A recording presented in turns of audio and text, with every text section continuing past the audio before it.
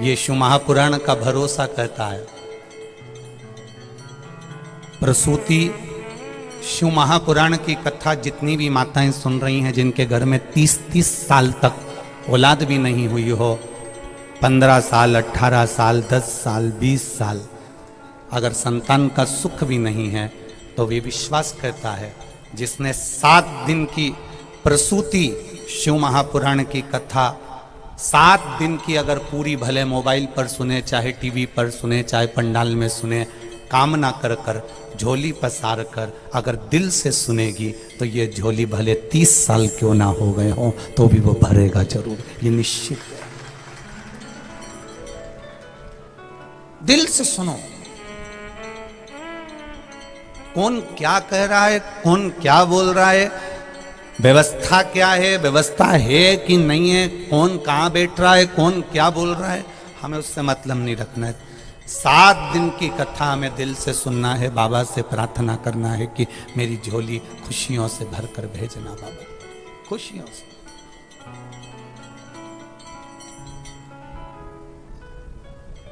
और वो कृपा करेगा तो दुनिया में सुख का अनुभव होगा।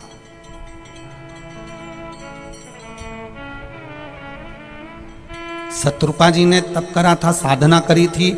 शत्रुपा जी ने तप साधना करने के बाद में जो संतान को जन्म दिया है, वो संतान कोई साधारण नहीं, माता प्रसूति हुई है। और वो माता प्रसूति कोई साधारण सी नहीं थी, जिन्होंने 9 वर्ष की आयु में तप साधना करी है। 9 वर्ष की आयु में माता प्रसूति ने तप साधना करी। दक्ष प्रजापति, जिन्होंने भगवान ब्रह्मा जी के हृदय से प्रकट होने के बाद में, भगवान ब्रह्मा जी के हृदय से प्रकट होने के बाद में जिन्होंने सृष्टि की रचना का भार नहीं ग्रहण करा, पर ब्रह्मा जी ने उनको समझाया, तो दक्ष प्रजापति ने विचार करा कि मैं सृष्टि के क्रम को बढ़ाऊंगा। पहले किन्नर की सृष्टि थी, उस किन्नर की सृष्टि को समाप्त कर दिया जाए। किन्नर की सृष्टि के बाद में जो सृष्टि का निर्माण होगा, दक्ष प्रजापति कहते हैं मैं करूंगा। ब्रह्मा जी का कहना माना, दक्ष प्रजापति ने सृष्टि का निराकरण करने का, सृष्टि को आगे बढ़ाने का विचार कर लिया। सृष्टि को आगे जब बढ़ाया जा सकता है जब दक्ष प्रजापति का विवाह हो जाए। अब दक्ष प्रजापति विवाह करेंगे तो सृष्टि आगे बढ़ेगी, संतति आगे बढ़ेगी, वंश आगे बढ़ेगा।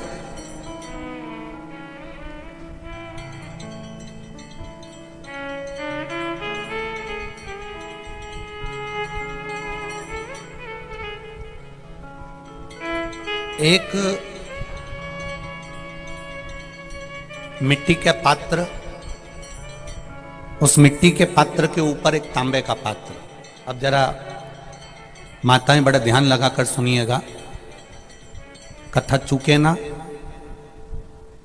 आपको 10 जगह जाकर सिर नवाने की जरूरत ना पड़े, एक महादेव के चरणों से ही आपका आनंद सुख प्राप्त हो जाए। एक मिट्टी का पात्र, और मिट्टी का अगर कोई कलश है छोटा सा, उस कलश के ऊपर तांबे का कलश।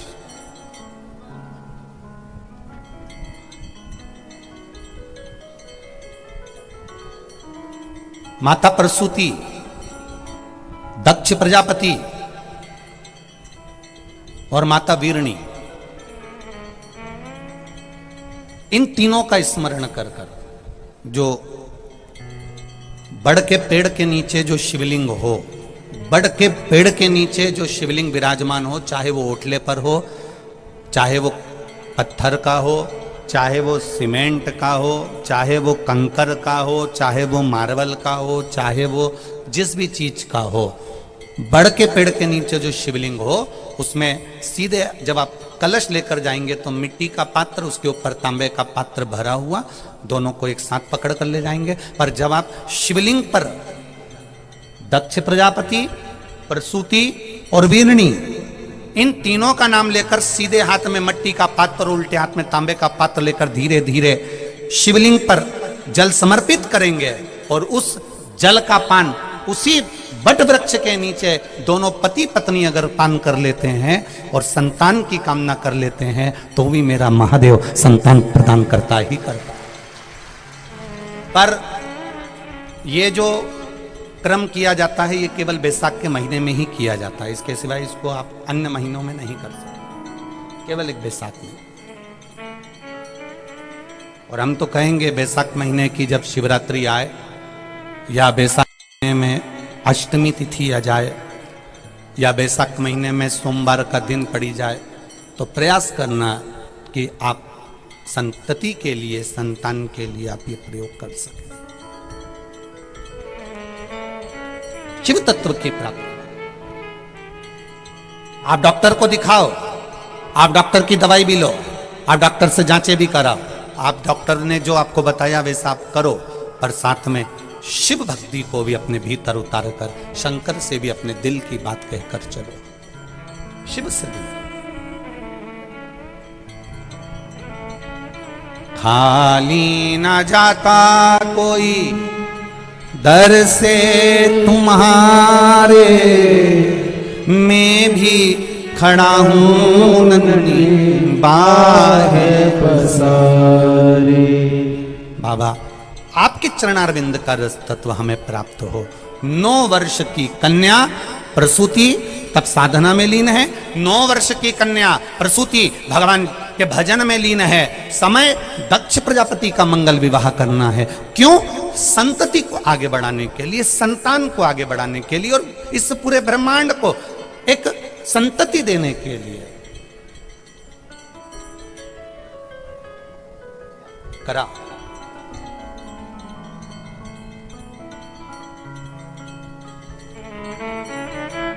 दक्ष प्रजापति जब तप में लीन थे,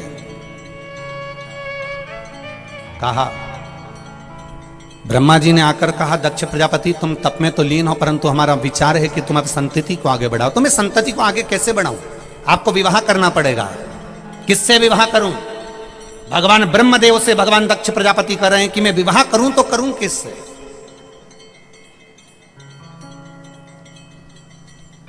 कहा, प्रजापति वीरण की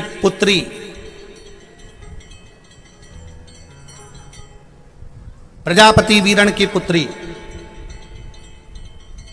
जिसका नाम आसिकनी है, उसको लोग वीरणी भी कहते हैं। प्रजापति वीरण की पुत्री जिसको लोग आसकनी कहते हैं, उसका नाम वीरणी भी है। अच्छा, कोई फिर अच्छे से सुन लो ध्यान से। कोई अगर आपसे कहे कि सियोर वाले महाराज ये कथा कहां से बाच रहे हैं, तो आप बता देना शिव महापुराण सती खंड अध्याय नंबर 13 और पेज नंबर 155, 156, 157, गीता प्रेस गोरखपुर की शिव महापुराण से यह चरित्र चल रहा है, ध्यान रखिएगा। अगर कोई आपसे कहे कि गुरुजी ये कथा कहां से बच रहे हैं, ये वीरणी की कथा कहां से बच रहे हैं, तो आप बता देना गीता प्रेस गोरखपुर की कथा शिव महापुराण सतीखंड अध्याय number 13, 155 number page, 156 number page और 157 नंबर पेज पर से यह कथा को लिया जा रहा है। बहुत ध्यान से सुनिए। दक्ष प्रजापति, कोई कहे आपसे कि ये संतान प्राप्ति के लिए गुरुजी बोल रहे हैं, तो ये कौन से पेज पर, तो उसका स्मरण आपको रहना चाहिए कि हम शिव पुराण के इस अध्याय को पढ़ रहे हैं, इस पेज को पढ़ रहे हैं और इस जगह को पढ़ रहे हैं। दक्ष प्रजापति, तुम्हें विवाह करना पड़ेगा। किससे? प्रजापति वीरण की पुत्री आसकनी से।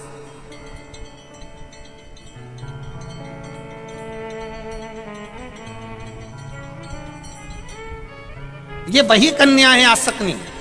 प्रजापति वीरण की पुत्री आसकनी ये वही कन्या है,